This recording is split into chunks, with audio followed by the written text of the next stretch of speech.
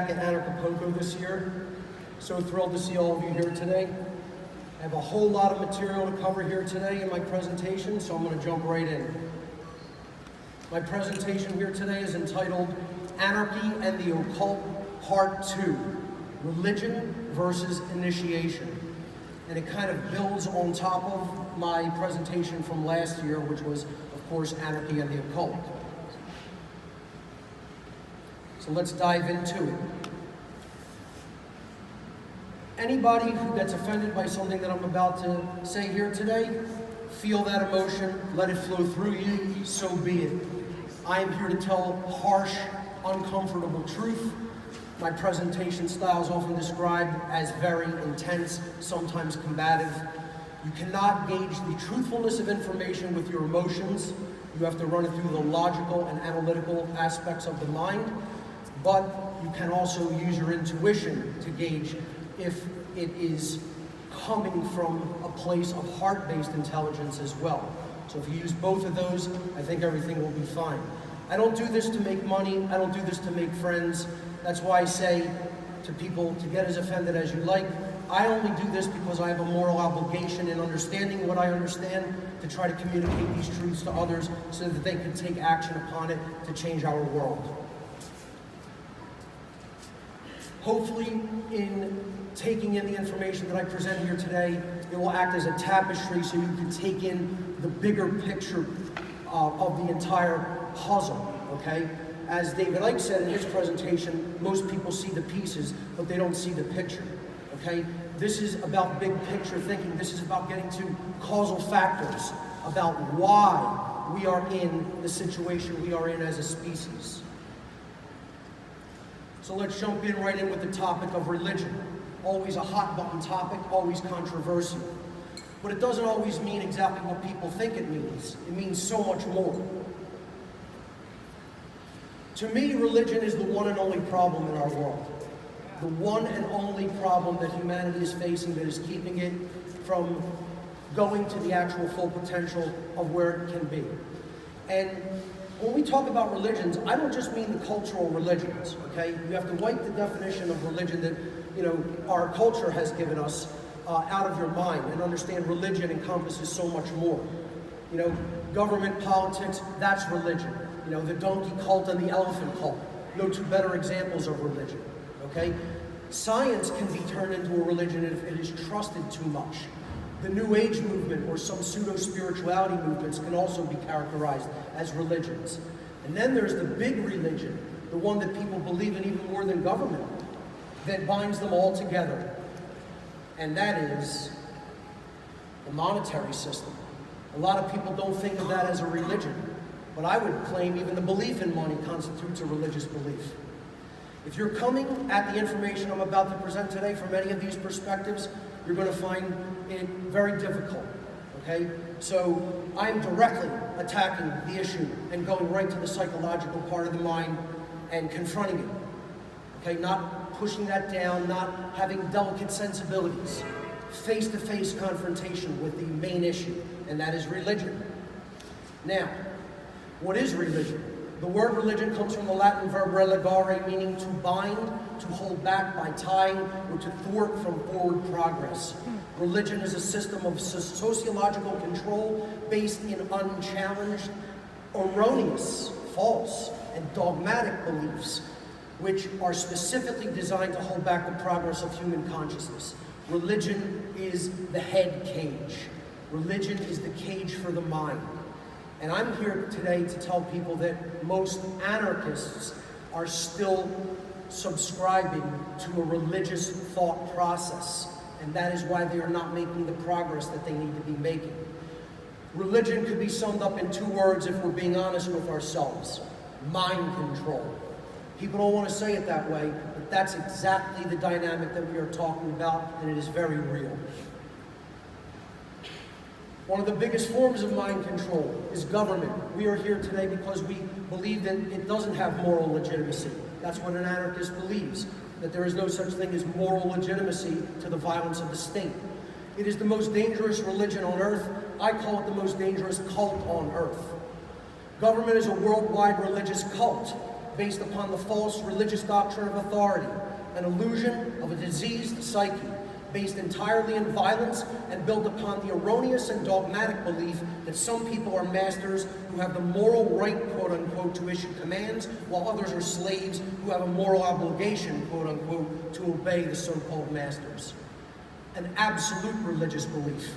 Yet most people in the world subscribe to it and believe it and stay attached to it with religious fervor. That's why it's so difficult to overcome, because it's been ingrained for so many thousands of years, and it has turned into a hardened dogmatic religion in the psyches of most people.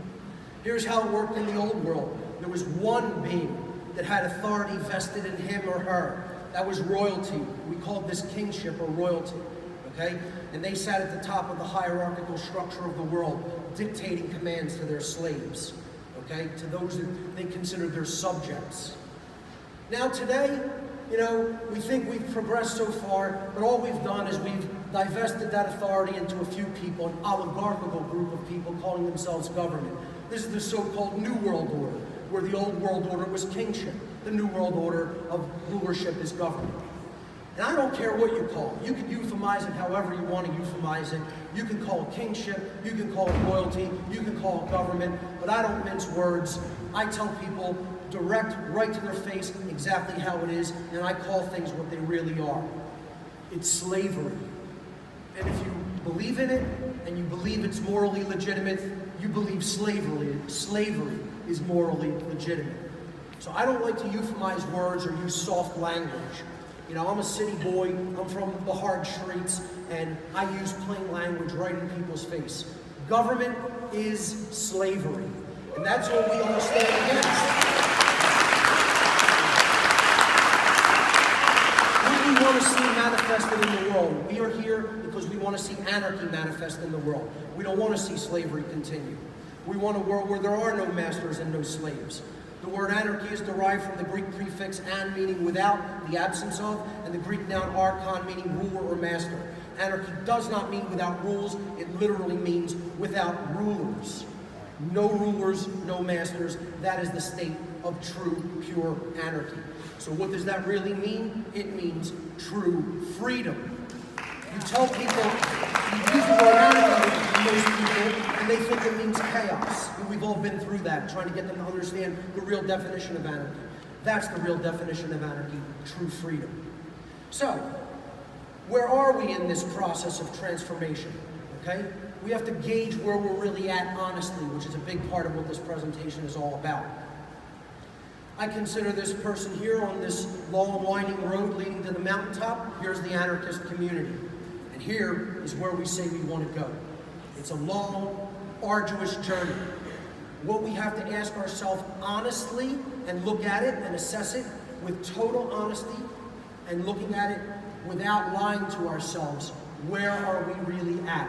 What progress have we really made collectively as a so-called movement, societally, to get to where we say we want to go? And, ladies and gentlemen, that process is not magical and it does not happen automatically. There are specific, actually very stringent requirements to getting to where we say we want to go. This is the same with any process. Whether it becomes becoming an expert in any particular field, learning any particular field of knowledge, there are requirements for taking that in and then putting it into the world and then actually making it manifest. And it's no different with anarchy. And I'm here, unfortunately, today to tell you that we are nowhere close to actually attaining that goal. And if we are telling ourselves that we're close to that, I feel that we're lying to ourselves. And the reason is we have not yet come to the underlying causal factors. We have not yet looked past the symptoms and gone to the true underlying causes of the human condition of slavery. So, most anarchists, in my estimation, are still very mentally attached to false axiomatic premises, which could constitute religious beliefs. Axioms are fundamental beliefs that have become widely accepted as true because they are perceived to be self-evident or particularly useful to those who have accepted them. Most quote-unquote anarchists say that we want true freedom, that they want true freedom, but they yet cling to erroneous axiomatic beliefs which prevent them from understanding the true underlying causal factors that have led to the human condition of slavery. Anarchists, in most cases, are no less religious than other individuals in the world, unfortunately. Not all of them, but I would estimate most of them. Most anarchists erroneously believe that true freedom is possible to achieve without becoming aware of the governing dynamics which actually determine the amount of freedom which any given human society is able to experience. That is based upon the quality of the aggregate behavior of the individuals which comprise that society. This is what determines whether a society is free or not. And that behavior has to be in alignment with morality. And if it is not, freedom is impossible to achieve or to attain. The erroneous belief systems of most anarchists are fundamentally holding back the development of their consciousness and their ability to align their minds and behaviors to the moral, philosophical principles which are capable of changing our manifested conditions. Such erroneous belief systems are nothing more than inversions of reality and may be ultimately described as forms of mind control or religion. Why is this so? It is because most anarchists in the so-called anarchist community have absolutely zero understanding of what is known as the occult. They have no idea about it, they don't know what it is, they don't know what knowledge it comprises, and they haven't even begun on the journey to looking into it. So, people think this is what the occult is. Now, I'm not here today to tell you that there aren't aspects or sects of the occult that delve into practices such as this. But this is the Hollywood variant of the occult. And we have to kind of set that notion aside and understand the occult comprises deep knowledge. And this wouldn't be an accurate image of the occult or occultism in my view. This would be. It is taking in universal, cosmic knowledge about how the laws of nature actually work. That's a more accurate definition by a picture of what occultism really is. So let's look at a definition for the occult. The word occult is derived from the Latin occultus, meaning hidden. Occultism is the study of the hidden laws of nature, specifically those laws which are at work in the invisible, mental, and spiritual domain, far more than those that are at work in the visible or physical world. Therefore, occultism involves the acceptance of a much wider worldview than that which is ordinarily taken by the everyday person. Occultists, then, may be defined as those who study all the laws of nature, both those that are readily seen and those which are much more difficult to see with the physical eyes or with scientific measuring instruments alone. That's the difference between the average person who considers themselves, someone who has any kind of faith in science versus the occultist, who understands a much wider picture than just of the physical world is necessary. You heard David Icke talk about the physical reality is such a tiny sliver of the entire spectrum of existence, and that's absolutely the case. The occult is hidden science that the ruling class, that the masters, do not want the average individual to understand, because the understanding of the occult knowledge would level the playing field and it would make slavery impossible. Until the occult is brought out into the light of day and understood by the average person, slavery will continue indefinitely.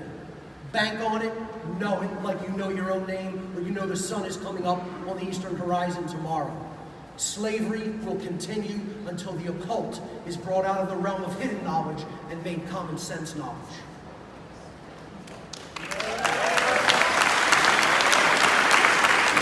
What is the most deeply occulted knowledge on the face of the earth that our masters don't want us to understand? It is the knowledge of how the natural laws of behavioral consequence work in our lives, and that we are bound by those behavioral laws. Natural law is a set of universal, inherent, objective, non-man-made, eternal, and immutable conditions which govern the consequences of behaviors of beings with the capacity for understanding the difference between harmful and non-harmful behavior. That's a mouthful. Universal, it's everywhere. inherent. It exists within creation. It is not man-made. It is objective and not subjective. It is eternal. It exists forever. You can never escape it. It is immutable. There is nothing anyone can ever do to change it. It is like any other natural physical law. But these are the behavioral laws that govern the freedom of entire societies. Okay? And it governs the beings with the capacity to understand morality. So we're talking about higher than what we would call the animal kingdom. In the human kingdom and beyond, that is what natural law applies to. Those with an advanced central nervous system and brain that are capable of reason, are capable of heart-based intelligence, and are capable of understanding right from wrong. When human beings in the aggregate live in harmony with natural law and are therefore moral because they understand rights, they understand that a right is an action that does not initiate harm against another sentient being, okay, and cause harm against that being. That is what a right is, and most people cannot give you that definition, and that's why we're losing our rights. When human beings in the aggregate, in the collective, live in harmony with natural law and are therefore moral, they become and remain free. When human beings in the aggregate, in the collective, live in opposition to natural law and are therefore immoral, because they do or condone immoral behaviors, they become and remain enslaved. I refer to this dynamic of nature as the law of freedom. It can be stated like this: as aggregate morality increases, aggregate freedom increases. As aggregate morality declines, aggregate freedom declines. You only need to look at the result that we are getting right now. Do we have more aggregate freedom, or do we have more aggregate enslavement? Well, then you will know, is humanity in the aggregate moral or immoral? That is the causal connection. To get away from religion, we must initiate ourselves into higher levels of knowledge. And this is what the occult was intended to do. It was intended to initiate potential learners into higher levels of knowledge about how natural law works. I gave a 9-hour workshop 2 days ago on all of these dynamics of occult initiation. It could be called beginning, setting foot on the true spiritual path. And there is a five-fold process, a five-step process. Stop lying, especially to yourself. That's number one. Stop dreaming. Stop imagining the world to be some other way than it actually is. Accept it from where it is, and then work to change it from there. Don't engage in cognitive dissonance. We have to disengage cognitive dissonance, which is believing two contradictory things simultaneously. Learn how to think. The actual process of truth discovery methodologies that were practiced as part of classical liberal arts education in the ancient world, and that were given to the mystery tradition initiates in occult practices. Live in the true present moment, in the here and now, and bring that knowledge into the here and now on the earth to create the change that we want to see. And then activate the physical body, because we will most certainly need to. Let's look at each one of these dynamics in turn. Stop lying. Especially to yourself. We have to look in the mirror and be honest about where we are at on the spiritual path and in our understanding of the dynamics of natural law, and then we have to be honest with others. But before we can tell the truth to others, we must first become fully honest with ourselves. We must be realistic about where humanity is as a species. Is the mindset of anarchy, or the principles of moral behavior upon which anarchy is based, truly propagating widely and manifesting in our world? We have to be honest with ourselves about that. Have anarchists as a movement, a so-called movement, accomplished the goals of the abolition of government and the restoration of our sovereign natural rights to any individuals, anywhere on earth? And if such factors are the genuine measurements of a successful outcome for such a movement that we claim to be part of, and they should be, it is not about just setting an intention. It is about achieving the goal. Otherwise, why bother to do anything? Okay? Those should be our measurements for a successful outcome. Then I have to be honest with myself, and I must be honest with you, that our movement thus far must be assessed as a failure. Thus far. There is still time to turn it around, however, otherwise I wouldn't be saying a word. It is my contention that the anarchist movement is actually moving backwards, mainly because most anarchists accept as a false axiomatic premise that, quote, rights come from human beings. more than not accept that as a premise. The existence of inherent rights within nature is the basis of natural law, and it is the necessary morality which will lead to the manifestation of true freedom. That is the basis of natural law and the moral behavior that we must put into practice. That rights exist inherently in nature because the actions, when we take an action, it exists in the 3D domain. Therefore, the characteristics of that action exist in the 3D domain. They are not subjective, they are objective. It follows logically. But most anarchists do not think about it that way because they still have a religious mindset about this. Most anarchists choose to blame external political or economic factors for the lack of progress in affecting real change in our society. But continued ignorance and denial of the existence of inherent rights under natural law is the underlying reason that slavery continues to be the human condition. And folks, you can accept that or not accept it, but it will never change the truth of that matter. I am not claiming that that is my opinion. I am telling you it works that way in the realm of nature scientifically. Another erroneous axiom that most anarchists believe is, quote unquote, there is no higher power in the universe than humanity.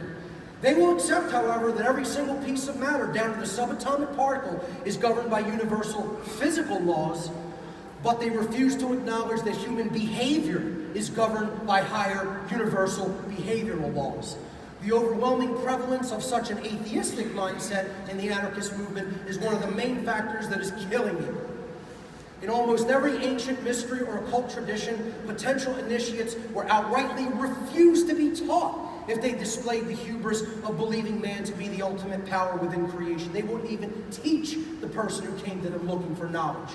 I'm a little more egalitarian, and I think we don't have that time to be that selective. We have to put this information out there for anyone with eyes and ears to see and hear. We must stop lying to ourselves about what rights are and where they come from. The next dynamic of occult initiation as applied to the anarchist community, we must stop dreaming.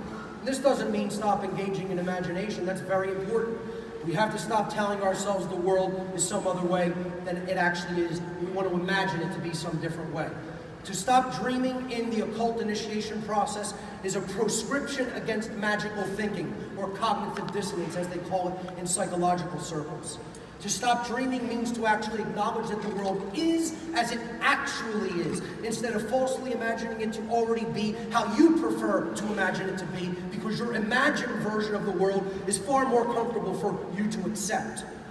Moral relativism, the idea that rights come from man, we can change them at any time, is one of these dreaming processes. Scientism, believing that science is the final arbiter of truth, okay? And thinking that you are going to learn about real spirituality without a deep understanding of natural law and somehow accidentally stumble into true freedom magically. These are all examples of such magical thinking, of dreaming, as they called it in the occult.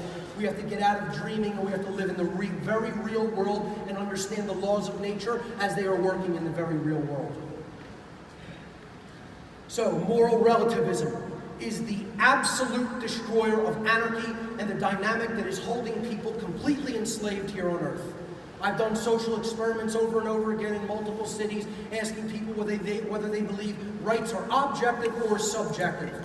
And invariably, no matter where I do it, with any population, 2 out of 3 people are moral relativists. That's 66.6%, not an accidental number, by the way, okay, of people who are moral relativists in our world.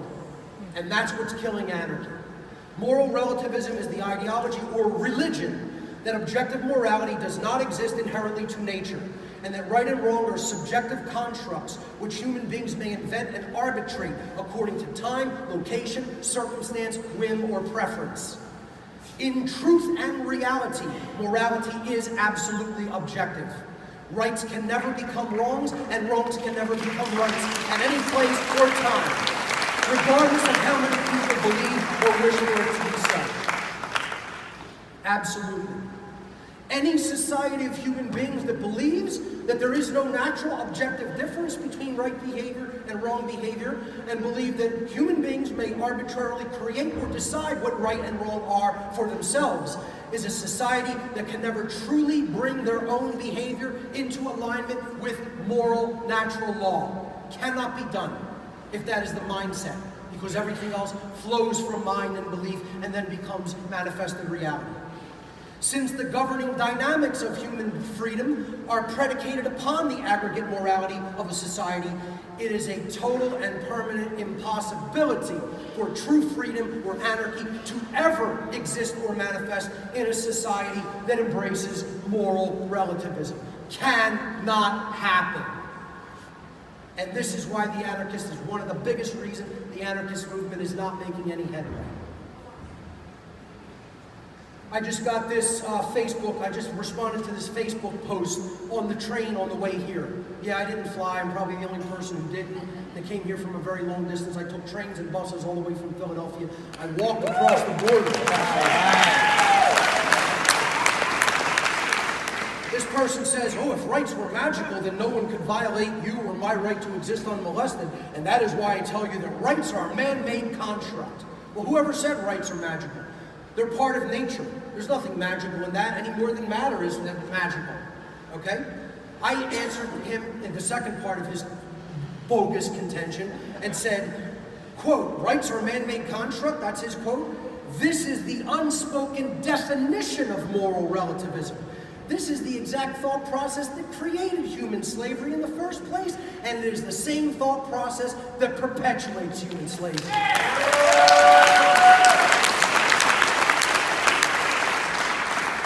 See, I think that anarchists in the New Age community have so much in common. So much in common. I would love to bridge these communities and actually bring them into real occult knowledge and truth, okay? But they're still dreaming. They're still believing in their religious, axioms. They're both still dreaming, the anarchist community and the New Age movement. They have so much in common in many ways, but they're very different in other ways, okay? So the so-called anarchist community, I put the anarchy symbol in quotes, in double quotes, most anarchists recognize that rulership over others is inherently morally illegitimate. But that doesn't in and of itself equate to being spiritually awakened. You can know rulership is not morally legitimate, but that doesn't necessarily mean that you're a truly spiritually awakened being and that you've gone toward enlightenment. The recipe for victory in any kind of battle, spiritual or otherwise, is to know yourself and know your enemy. So most anarchists understand that anarchy means no rulers. In that sense, the anarchist community knows the enemy because they understand the political rulers or masters of society that want control over them, okay? But in large part, the anarchist community still lacks the understanding of self. They're not doing the deep internal spiritual shadow work that must be done to remove the erroneous axiomatic beliefs and get to the core truth that we must get to understand the causal factors, the why of why we are in this condition. And that is because anarchy generally leaves an understanding of consciousness and spirituality at the door. And that's what I would like to see change in this entire community. That's why I'm here speaking today. Thank you. The New Age community, it's the exact opposite dynamic, okay? In the sense that they know about consciousness and self to a much greater extent, but they don't know that the enemy is government. I go to New Age expos and I ask people, hey, are you a Democrat or a Republican? And they'll give me their political preference. None of them will say government is slavery, you know? They believe in the donkey cult or the elephant cult, unfortunately. They're still members of those cults, okay? So they don't understand that true spirituality must be based in anarchy because anarchy and rulership are always based upon violence. Authority and rulership are always based upon violence and therefore they are always immoral. The spiritual community should get that more than anybody, but they don't. They have a religious block in their mind that somehow government is morally legitimate, but they don't see that authority and rulership and government is based entirely on violence and coercion. So that's where they're falling short, and they have a religious belief. Most participants of the New Age religion have not rejected the paradigm of politics and still believe voting is a possible way of improving the human condition. Most New Agers are completely accept government rulership, yet they consider themselves to be somehow, quote-unquote, spiritual. And nothing could be further from the truth. See, they have to understand true spirituality as well. That's dreaming. These are examples of dreaming. Cognitive dissonance. Putting two contradictory notions in your mind and believing them both simultaneously. The next step of occult initiation is to learn how to think. And our educational institutions are not teaching us this. They are indoctrinating us into what to think. To learn how to think, in the occult ancient schools, they use the two truth discovery methodologies of the trivium and the quadrivium. And most anarchists have never even heard of these. The trivium and quadrivium are the methodologies of truth discovery, which enable the individual to learn how to think. These are true critical thinking methodologies. These tools help individuals to remove their erroneous belief systems, their religions, their magical thinking, and come to accurate conclusions about what is true and what is not true, including the truth about the natural laws that govern human behavior. Both are, not at all surprisingly, completely absent. They have been completely removed from the modern educational system because our masters don't want us to have access to the same tools of true learning that they have access to. That would level the playing field of power. The trivium, from the Latin tres tria and the Latin via. Tres tria means three, and via means path, road, or way. It was grammar, logic, and rhetoric, or in the ancient mystery school traditions, they taught it as knowledge, understanding, and wisdom, which is the way I like to look at it. It was the threefold path to truth, the threefold methodology of truth discovery. And we'll talk about what it actually is. The quadrivium was the quantification aspects that went hand in hand with the trivium as an adjunct to it. It was arithmetic, or pure quantification of numbers. Geometry, which quantifies space. Music, which quantifies time. And astronomy, which quantifies both time and space, the movement of the macrocosmic bodies of our world. This was the fourfold quantification tool set that acted as a companion to the trivium process. This next slide I'm going to show you is probably the most important single slide you will ever see in any presentation. And I'm not saying that to have hubris about the importance of my information, but I'm telling you this is the most occulted knowledge, and nobody ever really gets how our reality is manifested. When you see this, hopefully it will put some of the puzzle pieces together, and you'll understand why they have to attack things from the realm of available information. That is the place that our entire worldview is based upon. This is the first step of the trivium. You could look at it in the classical, esoteric, or modern sense. It was grammar. All of the building blocks of knowledge, of available information that you need to know to come to an accurate understanding of what it means and then to act rightly upon it. So it was grammar, knowledge, or in the modern way, if you want to look at it as a computer model, this is input. You have to program the computer with all the necessary information in order for it to process it and then output it, okay? The second step of the trivium as we move forward was logic. In the esoteric trivium, they called it understanding. Okay? In the modern, it's called the processing stage. Once you have the information that you need, then you are processing it, and you are removing logical inconsistencies, like a computer processor would process great amounts of information. This is what forms an understanding, or helps us to understand what the knowledge we have taken in means. And that's what we base all of our decision-making for what we are going to do in life upon, okay? Then the next step as we move forward is we actually put our behavior out into the world based upon the knowledge that we have taken in, or the ignorance that we have remained in, and then based upon whether we've come to an accurate understanding of it, or whether we remain confused as to what it means. But that behavior is what is ultimately determining the collective quality of the human condition. And then what happens is we get a result when we act. When we all act collectively together in society, we get a manifestation. We get a result in our lives. This is the manifested reality that we all share together here on earth. So where do the dark occultists, the sorcerers of our world, the mind manipulators, the social engineers, where must they control this process from? They have to control it from the base level, from the level of available information. And that is why they must hide the true knowledge of how freedom works and or dissuade you from looking into it by calling it, it's evil, or you don't need to know about it, that's some quaint religious bullshit, okay? No, the occult is neither of those things. The occult is knowledge about how nature works and how the human psyche actually works. And you know what? Our masters know it perfectly, and we don't know it at all. And that's why they're kicking our ass. That's the exact reason they're kicking our ass.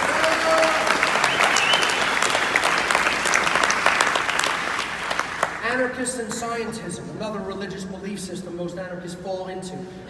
Scientism is an exaggerated trust in modern scientific institutions, to the extent that the individuals extending that trust believe that the scientific institutions are the only source of verifiable truth, that they're the arbiters of truth.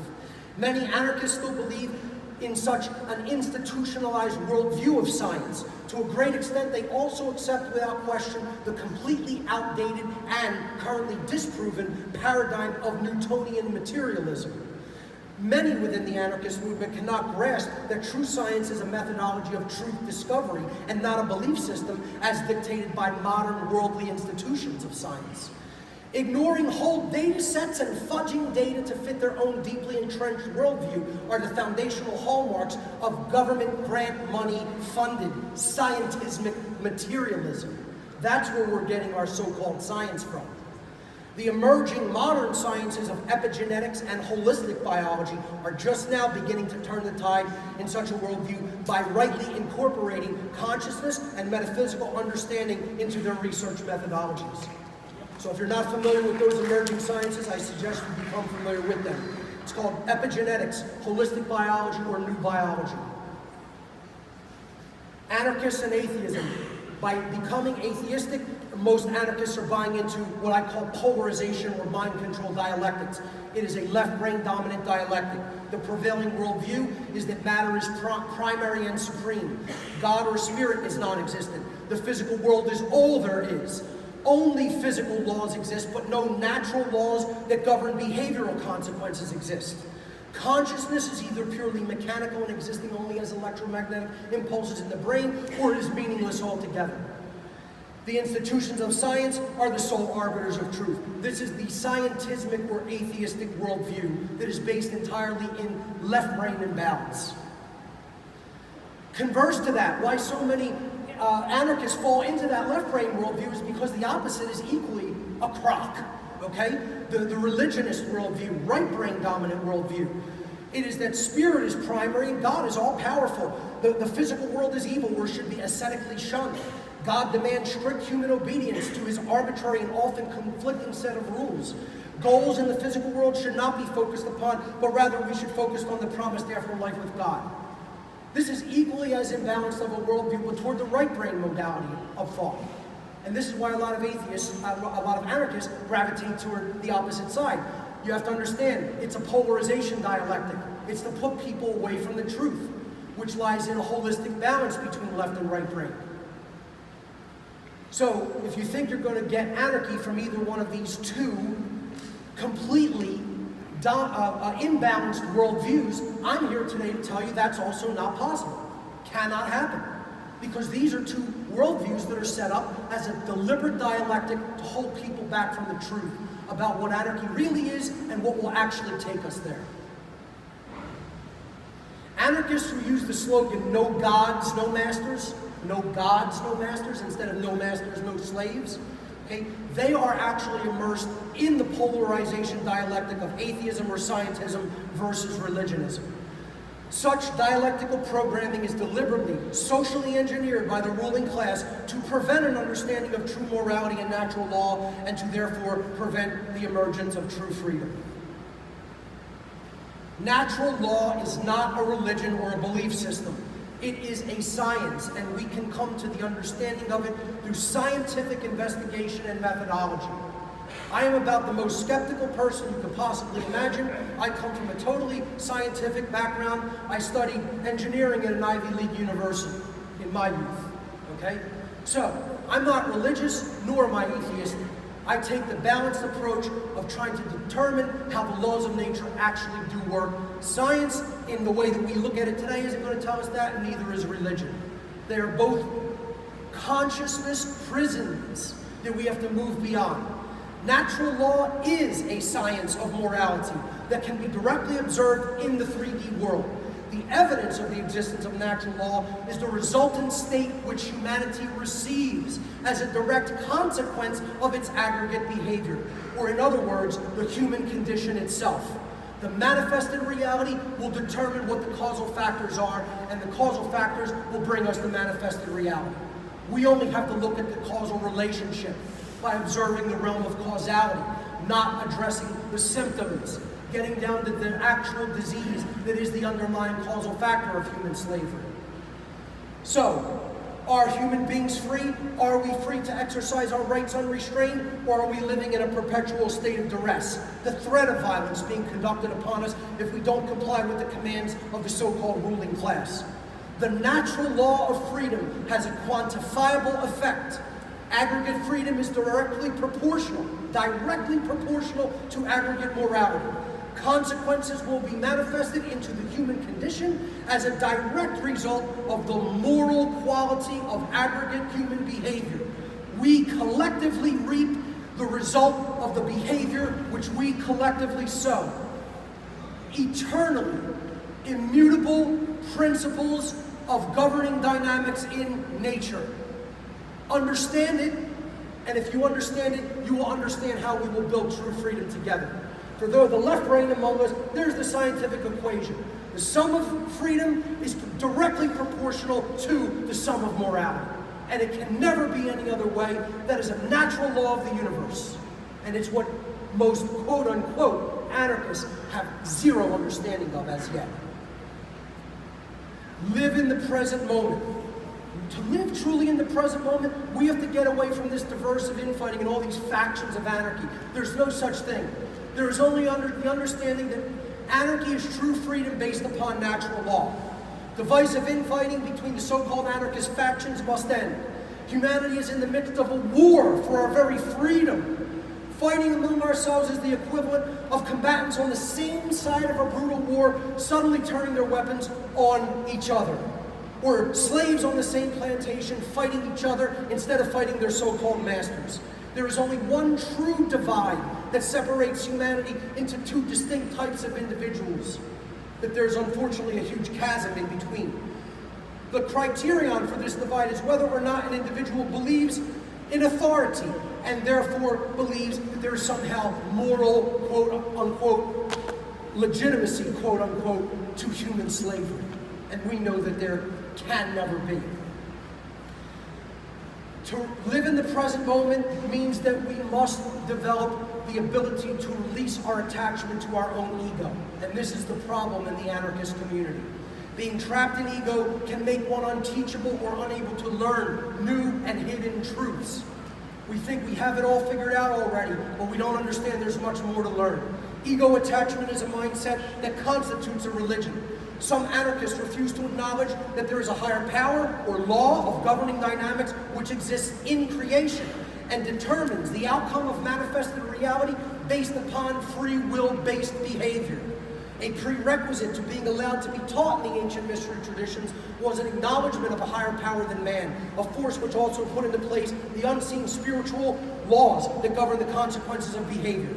To begin the process of shedding ego attachment, one must develop the ability to say one of the hardest things in the world that there is for the individual to say: I was wrong. Finally, to activate the physical body, because most certainly, ladies and gentlemen, we will be needing the physical body in this war for our freedom, so never neglect it. Mind and body are inseparably connected.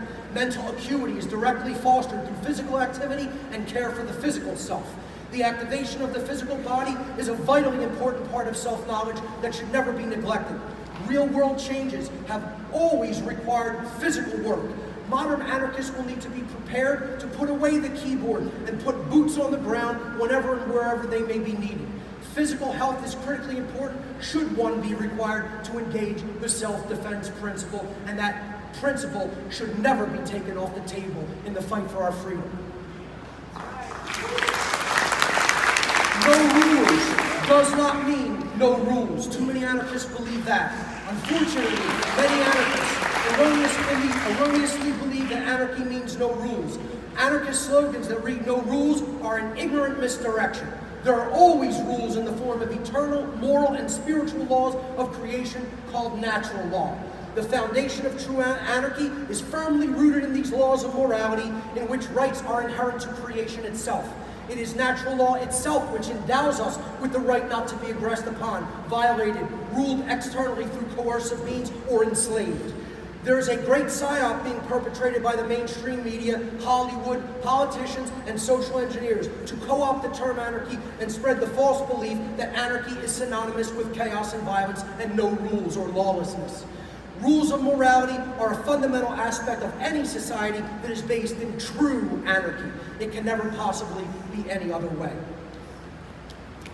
Activate true care is my sixth and final. I'm adding one of the steps to the initiation process. This is the generative principle, care for truth and care for the rights and freedoms of all, that is heart-based intelligence. We must come from the understanding that as one suffers, all suffer. And so we must eliminate suffering for human beings and all other beings as well. The great work to end the slavery of humanity will take an enormous shift in consciousness. We must be willing to develop true care, heart-based intelligence that is necessary to learn the spiritual principles of natural law and apply them in our lives and in our communities. We must first learn this occultic knowledge very well ourselves, and then we must teach it to others, so that together we can meet the requirements to manifest what we all say we want for the future of humanity: peace, love, and anarchy. Ladies and gentlemen,